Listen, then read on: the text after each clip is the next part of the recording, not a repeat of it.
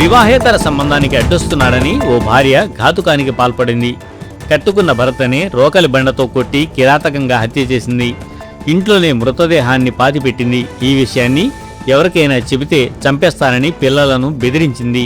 ఈ షాకింగ్ ఘటన ఆంధ్రప్రదేశ్లోని అనంతపురం జిల్లా కళ్యాణదుర్గం మండలం పాత చెరువులో 4 నెలల క్రితం జరగ్గా ఆలస్యంగా వెలుగు చూసింది. పోలీసుల వివరాల ప్రకారం పాత చెరువుకు చెందిన భర్త హనుమంతు సుకన్యకు కొన్నేళ్ల క్రితం పెండ్లైంది. వీరికి కుమారుడు కుమార్తె ఉన్నారు. సుకన్యకు మరో వ్యక్తితో వివాహేతర సంబంధం ఏర్పడింది. ఈ విషయమై తరచూ భార్యాభర్తల మధ్య గొడవలు జరిగేవి.